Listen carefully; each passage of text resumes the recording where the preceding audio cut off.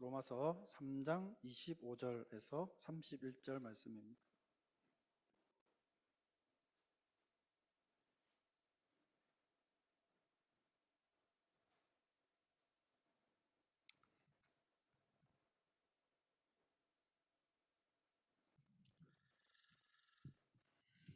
제가 봉독해 드리겠습니다. 이 예수를 하나님이 그의 피로써 믿음으로 말미암는 화목 제물로 세우셨으니 이는 하나님께서 길이 참으시는 중에 지은 죄를 간과하심으로 자기의 의로우심을 나타내려 하심이니 곧 이때에 자기의 의로우심을 나타내사 자기도 의로우시며 또한 예수 믿는 자를 의롭다 하려 하심이라. 그런즉 자랑할 데가 어디 있느냐? 있을 수가 없느니라. 무슨 법으로냐? 행위로냐? 아니라 오직 믿음의 법으로니라. 그러므로 사람이 의롭다 하심을 얻는 것은 율법의 행위에 있지 않고 믿음으로 되는 줄 우리가 인정하노라. 하나님은 다만 유대인의 하나님이시냐? 또한 이방인의 하나님은 아니시냐? 진실로 이방인의 하나님도 되시느니라. 할례자도 믿음으로 말미암아 또한 무할례자도 믿음으로 말미암아 의롭다 하실 하나님은 한 분이시니라. 그런즉 우리가 믿음으로 말미암아 율법을 파기하느냐? 그럴 수 없느니라. 도리어 율법을 굳게 세우느니라. 아멘.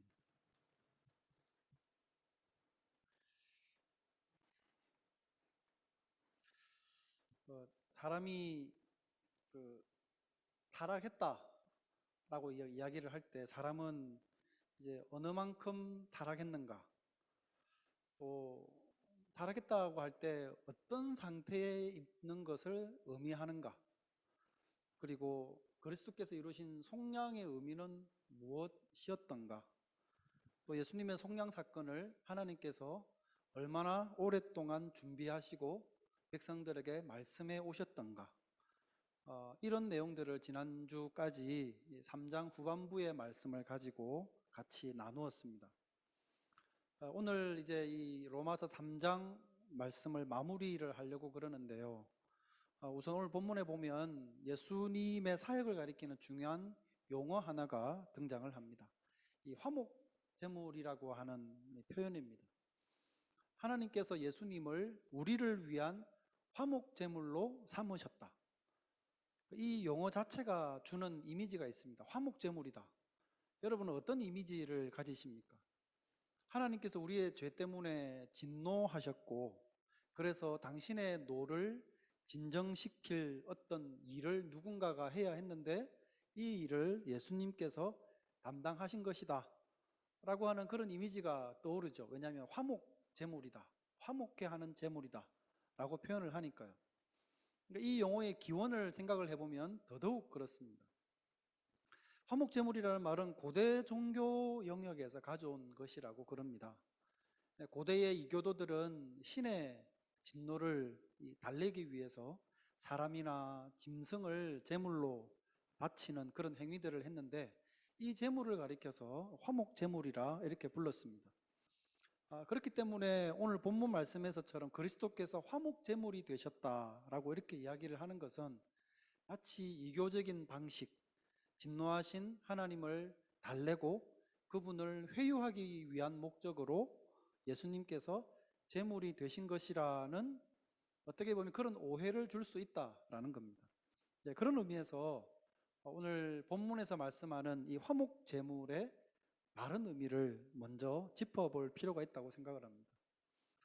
우선 이 예수님의 죽으심과 그리고 고대 사회에서 바쳐졌던 이 화목 제물은 당연히 전혀 다른 개념이고, 그래서 세 가지 정도 이유를 들어서 그것을 말씀을 드릴 수가 있겠습니다. 첫 번째는 이 하나님, 우리가 믿는 하나님이라고 하는 존재는 우리가 회유하거나 이 달래고 위로할 만한 그런 대상이나 존재가 아니시라는 겁니다. 우리가 잘못한 어떤 죄 때문에 하나님이 마치 상당히 진노하시고 화가 나 있는 상태라서, 그래서 또는 자신이 그래서 그런 마음을 만족시킬 만한 어떤 제물을 바치지 않으면 그 하나님께서 마치 그 백성들에게 진노해서 보복하고 해코지라는 그런 신이 하나님은 아니시라는 이야기입니다. 그리고 또 하나는 이 화목제물이라고 성경에서 말씀하는 이 용어의 성격 역시도 하나님을 회유하거나 또 하나님의 진노를 달래기 위한 목적의 용어가 아니라는 겁니다. 보통 불신자들은 그렇게 하죠. 한 해 농사를 지을 때라든지 또 어촌에서는 배를 처음에 이렇게 바다에 띄울 때라든지 사업을 시작할 때 고사를 지냅니다. 고사를 지냄으로써 어떤 신으로 하여금 뭔가 만족할 만한 것을 드리고 또 그를 달래거나 흡족해서 다른 위해나 어려움이 자기가 하고자 하는 일에 닥치지 아니하도록 하는 방식의 고사를 드립니다. 이 화목제물이라는 의미가 그런 것과는 전혀 관련이 없는 표현이라는 겁니다. 성경에서 말씀하는 화목제물이 그렇다는 겁니다. 그리고 마지막으로 세 번째는 하나님을 알기 전에 우리 사람이라고 하는 존재는 하나님과 이 화해가 화해가 필요한 존재가 아니었다는 거죠. 우리는 하나님과 화해를 해야 되는 존재가 아니라 영적으로 죽어 있는 존재들이었습니다. 그러니까 관계 회복을 위해서 우리가 뭔가를 해야 되는 게 아니라 하나님으로부터 생명을 부여받아야만 우리가 살아날 수 있는 존재였다는 거죠. 이런 의미에서 본문에서 말씀하는 화목제물과 고대에서 보통 말이 되어져 왔던 화목제물의 의미는 전혀 뜻이 다르다는 사실입니다. 화목제물이란 말은 하나님의 철저하고도 철저한 이 심판과 적극적인 하나님의 행위를 담고 있는 용어입니다. 심판이라는 과정을 통해서만 하나님은 사람을 의롭다 하신다는 것입니다. 그래서 이 의롭다 하심, 이 칭의라고 하는 말은 이 인간사에서는 사용하지 않는 이야기입니다. 오직 하나님께서 그리스도를 통해서 우리에게 부여하신 의미로만 사용이 되어지는 용어입니다. 여러분 그 영화 광복절 특사 보셨죠? 대통령이 특별한 날에 이 범죄자들을 특별히 사면을 시켜주는 그런 경우들이 있습니다. 사면이 여러분 무엇입니까? 사면은 엄격히 말하면 이 원칙과 이유가 없는 용서입니다. 그러니까 범죄자가 지은 행위에 대해서 채 그 형량을 다 살지도 않았고 그것에 대한 처벌을 제대로 다 받지도 않았는데 대통령의 직권으로 그를 그냥 풀어주는 겁니다. 다른 말로 하면은 그 죄를 이유 없이 잊어준다는 거죠. 재밌게도 사면이라는 단어를 여러분 영어 단어로 이렇게 찾아보면요, 이 amnesty라는 단어를 씁니다. 이 단어가 그 암네스티아라고 하는 라틴어가 어원이라고 그러네요. 근데 암네스티아 여러분 영어로 암네스티아 비슷한 단어가 연상되는 단어가 없으십니까? 암니지아, 뭐 시한지 지한지 발음은 중요한 게 아닙니다. 우리가 건망증이라고 표현하는 단어가 여기서 왔답니다. 그러니까 사면이라는 말은 그냥 이유 없이 잊어주는 거죠. 대가를 제대로 치르지 않고 그냥 원칙 없이 잊어주는 게 사면입니다. 근데 하나님께서 우리를 위해서 행하시는 죄 용서는 그런 방식으로 하시는 게 아니라는 이야기입니다. 칭의라고 하는 것은 하나님께서 주시는 매우 공의롭고도 자비로우면서도 철저한 심판에 근거한 하나님의 적극적인 행위가 바로 이 칭의입니다. 그래서 하나님께서는 사람들은 그냥 아무나 사람 보고 너는 이제부터는 의롭다, 이제 너는 죄에서부터 해방되었다 라고 그렇게 말씀하시지 않는다는 거죠. 하나님께서 우리를 가리켜서 너는 법적으로 이제는 의롭다고 칭해주마, 너가 지은 죄에 대해서 죄책을 더 이상 가지지 않아도 돼 라고 말씀을 하시기 전에 하나님께서 당신의 죄에 대한 진노를 예수 그리스도께 다 쏟아 부으심으로 이 죄에 대한 용서가 법적으로 이루어지게 만들어 주셨다는 겁니다. 그러니까 우리가 의롭다함을 받는다라고 하는 것은 하나님의 적극적인 우리를 용서하시기 위한 적극적인 행위가 담겨져 있는 겁니다. 오늘 이 찬양팀에서 찬양도 그렇고 하나님의 이 무한하신 십자가의 사랑, 또 우리가 이 윤관장 집사님 기도하실 때도 우리가 죄인이다라고 하는 사실을, 어쩔 수 없는 죄인임을 우리가 고백할 때 이 말은 그냥 교회에서 쓰는 상투적인 용어가 아니라 적극적으로 하나님이 이루신 것에 대해서 우리가 깊이 깨닫고 그것에 대해서 감사할 때 나타날 수 있는 고백이라는 사실입니다. 그러고 나서 하나님께서는 믿는 사람들에게 이제 너희는 의롭다라고 선포를 하신다는 겁니다. 이런 개념이 신약 시대에 와서, 왜냐하면 용어는 고대부터 사용되어지던 것이니까 신약 시대에 와서 새롭게 그 개념에 대한 정의가 바뀐 건가? 그렇지 않습니다. 성경에 보면 구약 시대 때부터 이 화목제물이라는 용어를 바로 이와 같은 뜻으로 전혀 이교도들이 쓰던 것과는 다른 방식으로 사용을 해왔습니다. 하나님께서 모세에게 율법을 주실 때 이동식 장막을 만들으라고 그러셨죠. 그래서 그 안에 언약궤를 두고 그곳을 이스라엘 백성들이 하나님을 예배하는 장소의 중심으로 삼으라고 말씀을 하셨습니다. 근데 여러분, 이 언약궤의 구조가 참으로 특이합니다. 언약궤는 별로 크지 않습니다. 길이가 한 1m 정도 되는 조그마한 금박을 입힌 상자인데요, 그 안에는 모세가 하나님으로부터 시내산에서 받았던 언약 두 돌판이 들어 있습니다. 물론 히브리서 말씀에 보면은 만나도 들어있고 아론의 쌍난 지팡이도 들어있다고 이렇게 기록이 되어져 있는데, 이 상자를 덮고 있는 뚜껑을 보면요, 그림 나와 있죠. 이 그룹들 천사 둘이 가운데를 향하고 날개를 가운데 쪽으로 펼치고 있습니다. 이곳이 뭐냐 하면 그림에서 보이는 중간에 동그란 부분 있죠. 저거를 시은소라고 그럽니다. 다른 말로 속죄소라고도 그러는데요, 영어로 하면 이 mercy seat이라고 되어 있습니다. 자비와 은혜의 자리라는 거죠. 저기가 왜 저 자리가 은혜와 자비의 자리라 불리는가 하면, 대제사장이 잘 아시는 대로 당시에 백성들의 죄를 사하기 위해서 1년에 한 번 대속죄일이 되면은 지성소에 들어가서 하나님께 제사를 드립니다. 들어가기 전에 바깥 그 장막 옆에 있는 뜰에서 자기와 자기 가족의 죄를 속죄하는 제사를 먼저 드리고 나서 그 다음에 두 번째 잡은 짐승의 피를 가지고 지성소에 들어갑니다. 지성소에 저 언약궤가 들어있거든요. 들어가가지고 백성들의 죄를 사하는 피를 뿌리는데, 어디다 뿌리냐면 족이다가, 시온소라고 불리는 족에다가 피를 뿌리는 겁니다. 저 자리가 왜 중요한 자리냐면 백성들의 죄가 놓여지는 자리거든요.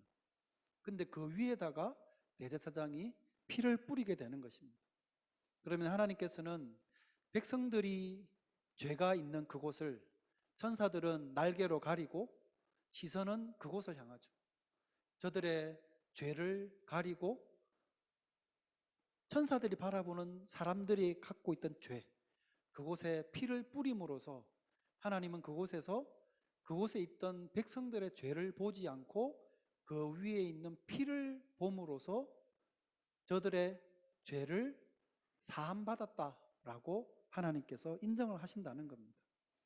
그러니까 무죄한 짐승의 피를 봄으로써 백성들의 죄가 사함을 받도록 하신 것, 이게 화목제물의 의미입니다. 예수님의 구속사역을 정확하게 보여주는 것이죠. 이런 철저한 죽음과 그리고 피를 내는 죽음의 징벌을 통해서 하나님께서 사람들의 죄를 사하신다는 것이 성경에서 말씀하는 우리의 속죄에 대한 개념이고 화목제물이 의미하는 바입니다.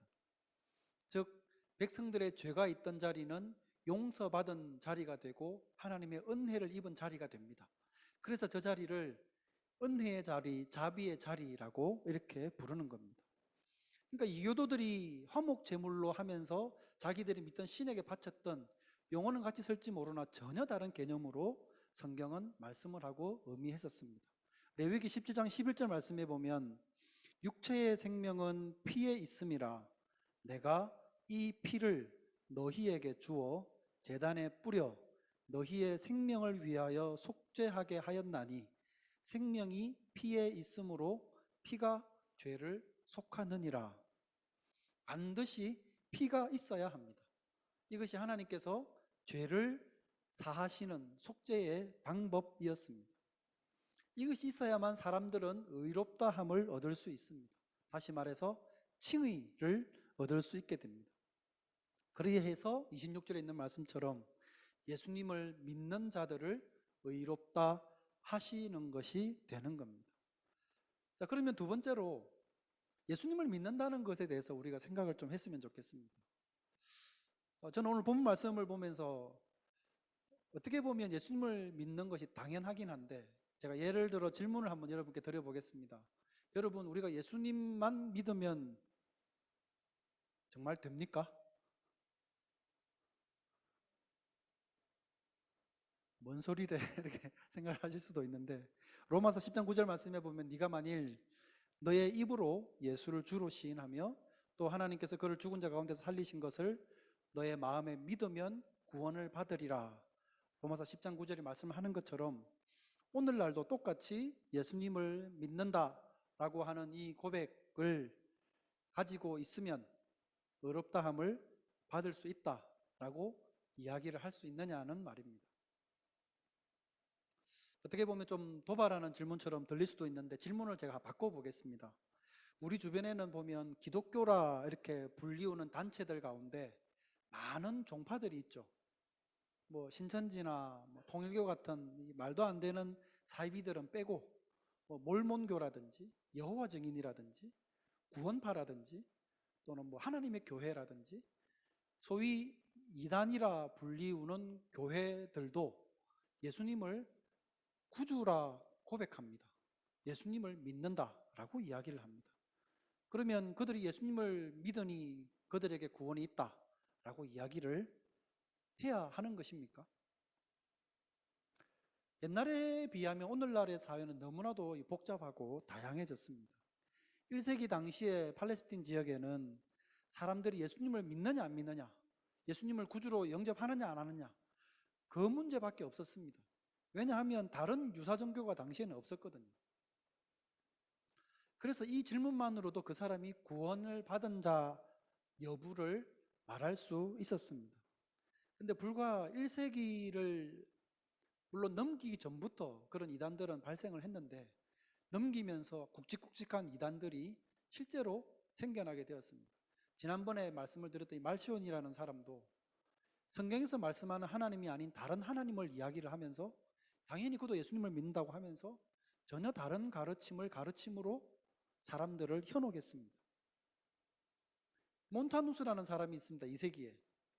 그는 시한부 종말론을 사람들에게 전파하면서 자기와 함께 있는 다른 여자 사제 2명도 하나님의 성령의 대리자라고 주장을 하면서 성도들을 현혹시켰습니다. 제법 많은 사람들이 그 사람들을 따랐습니다. 그 사람들 예수님을 주로 영접하는 사람들이었습니다.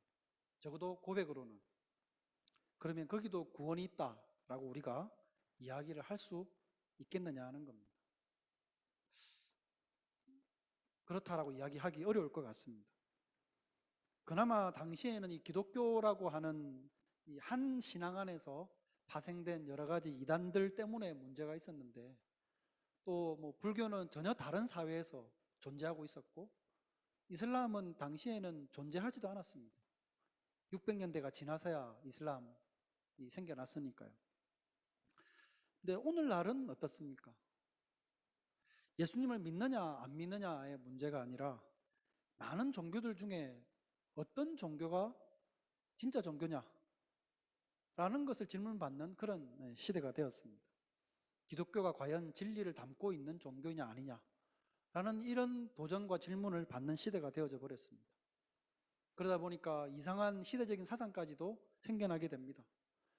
뭘 믿느냐가 중요한 게 아니고 얼마나 그 사람이 신실하고 진실하게 열심히 믿느냐가 중요하다는 이런 방식의 다원주의적인 생각이 시대에 있는 사람들에게 깊숙이 들어와 있는 시대가 되었습니다. 28절 말씀에 보면 믿음으로 되는 줄 우리가 인정한다. 이 믿음, 더 더군다나 예수님을 믿는 믿음을 똑같이 고백을 하는데도 불구하고 시대가 변할수록 그 의미가 자꾸 더해지고 왜곡되고 변질되는 그런 시대가 오늘의 현실이라고 이야기를 할 수 있을 것 같습니다. 그래서 우리는 오늘 본문 말씀을 우리가 읽어가면서 우리가 가지고 있는 믿음의 내용을 항상 점검을 해야 된다고 생각합니다. 그러니까 윤관님 집사님 기도하실 때 그런 비슷한 기도를 하셨던 것 같은데, 예수님을 믿는데 그 예수님을 제대로 바르게 믿는지에 대한 기도를 하셨던 것 같습니다. 나는 예수님을 믿는 신앙을 제대로 가지고 있는가? 정말 성경이 말씀하는 예수님을 나는 믿고 있는가? 중세시대 이야기를 조금 해드리겠습니다. 중세의 역사를 보면요, 너무나 오랜 시간 동안 성경적인 믿음이 당시 사회에 가르쳐지지 않았다는 것을 우리는 역사를 통해 보게 됩니다. 종종 말씀을 드리지만 루터가 종교개혁을 했던 것도 성경적인 신앙에 무지했던 당시 성도들을 깨우기 위한 발로에서 시작된 겁니다. 물론 방아쇠가 되었던 사건은 면죄부 사건이었지만 사실은 이 본질을 들어가 보면 교회가 마음대로 왜곡된 신앙을 성도들에게 가르치고 성도들은 그게 전부인 줄 알고 믿고 살아가는 그 시대를 향해서 루터가 바른 것을 성도에게 가르칠 필요가 있다고 주창함으로써 시작된 개혁 운동이었습니다. 마틴 루터보다 잠깐 수십 년 뒤에 사람이긴 하지만 어쨌든 존 칼빈 같은 경우도 이러한 그 성도들을 깨우기 위해서 이 성경을 제대로 학문적으로 성도들을 향해서 가르치려 했습니다. 중세교회가 가지고 있었던 믿음이 얼마나 비성경적인 오류들을 많이 담고 있었던지 그것을 배척하고 성경을 바르게 알리고 가르치도록 하기 위해서 만든 게 기독교 강요 아니겠습니까? 종교개혁 이전에는 사람들에게 성경을 가르치는데 너무나도 교회가 태만했습니다. 물론 당시 사회는 문맹률도 너무나 높았지만 복음을, 이 구원의 복음을 제대로 가르치지도 않았습니다. 그러니까 고작 한다는 게 잘 아시는 대로 이 웅장한 고딕 양식의 교회 안에 들어오면 그 안에서 들은 이 느끼는 그 위압감 때문에 하나님에 대한 경외함이 마치 그런 느낌인 줄 알고 그렇게 그냥 막연하게 성도들은 생각을 했고 유리에 걸어져 있는 성경 이야기가 그들이 접하는 성경의 내용의 전부였습니다.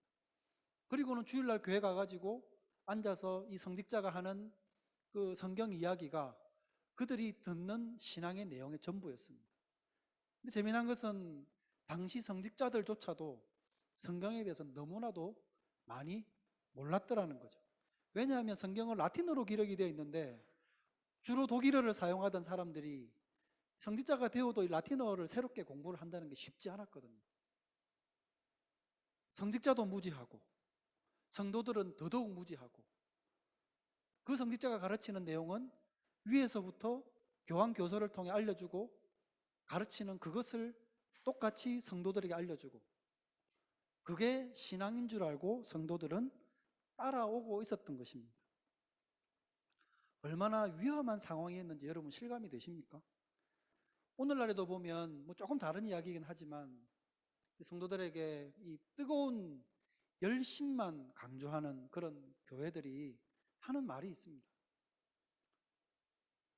성경 공부만 열심히 하는 사람들은 머리는 큰데 가슴이 차갑다는 거죠. 그런 것보다는 차라리 뜨거운 가슴으로 하나님을 만나는 게 훨씬 더 낫다고 이야기를 합니다. 그러나 사실 그것은 믿으려고는 하지 않고 성경을 머리에 집어 넣으려고만 하는 사람들이 문제인 것이지 성경을 바로 알고 성경을 통해 우리가 하나님을 바로 알게 되면 가슴이 뜨거워질 수밖에 없습니다. 내용 없는 믿음은 아무리 뜨거운 열정과 열심이 있다고 해도 그것은 바른 믿음일 수 없습니다, 여러분. 그래서 이런 이야기가 있습니다. 어떤 한 신자가 세례를 받으려고 합니다. 문답자가 묻습니다. 당신은 구원받은 백성이라는 걸 믿습니까? 네, 믿습니다. 그럼 당신이 구원받은 백성이라고 믿는 그 신앙의 내용을 말해 보십시오. 당신은 뭘 믿습니까? 그럴 때 할 말이 없는 거예요. 저는 교회가 믿는 걸 믿습니다.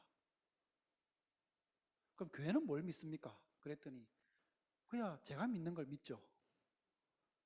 답답해가지고 그러면 교회와 당신은 뭘 믿습니까? 그러니까 우리는 같은 걸 믿습니다. 하더랍니다. 그러니까 믿음의 내용은 없고 뭔가 믿는 것 같은데 뭘 어떻게 믿는지 바른 걸 믿고 있는지조차 모르는 성도들을 꼬집는 겁니다. 존 칼빈은 이런 오류를 고치고자 했던 것이죠. 그래서 그는 이야기를 합니다. 믿음은 경건한 무지가 아니라 지식에 근거해야만 한다라고 하면서 성도들을 깨우치려 했습니다. 그가 했던 그 내용을 인용해서 읽어드리겠습니다. 우리가 구원을 얻는 것은 교회의 가르침을 무조건 사실로 받아들일 자세를 갖고 있기 때문도 아니고 질문을 하고 알아가야 할 의무를 덮어버린 채 교회의 가르침을 절대적으로 믿기 때문도 아니다. 우리는 하나님이 그리스도를 통해 이루신 화목에 힘입어 우리의 자비로운 아버지가 되신다는 것을 알고 그리스도가 우리에게 의와 생명이 되어 주셨다는 것을 알 때 구원을 받는다. 하늘나라에 들어갈 수 있는 자격은 감정을 많이 발휘해서 얻는 게 아니라 바른 지식을 가짐으로써 얻는 것이다.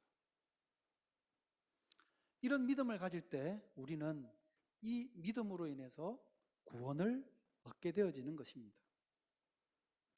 이 믿음 안에서 오늘 본문이 말씀하는 것처럼 하나님은 유대인의 하나님도 되시고 이방인의 하나님도 되시는 겁니다.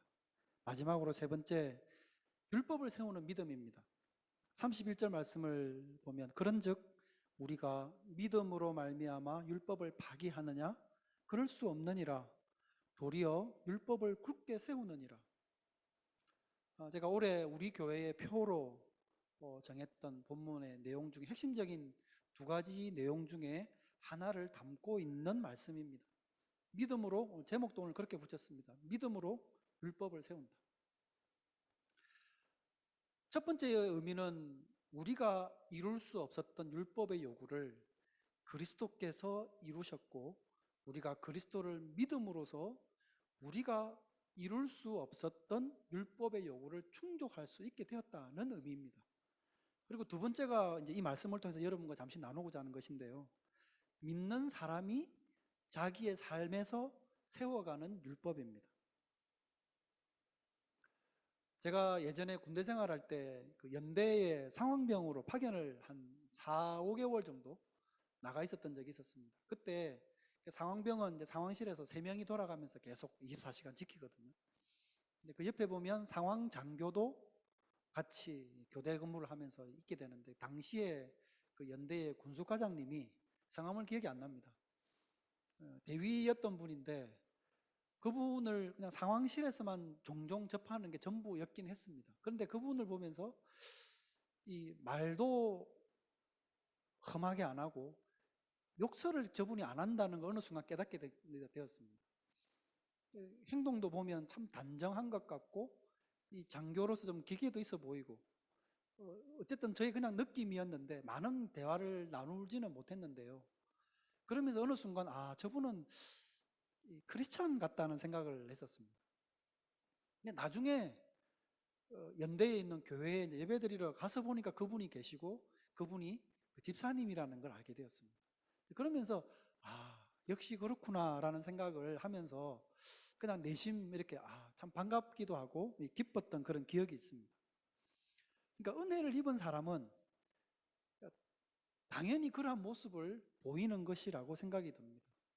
그가 어떤 직업을 갖고 있고 어떤 일을 하고 어떤 상황과 상태에 있든지 상관없이 하나님의 은혜를 입고 살아가는 사람은 자기의 삶에서 생활이 정돈될 수밖에 없는 것 같습니다. 율법을 바르게 세우려고 하는 그런 의지와 생각이 발동되게 되어집니다.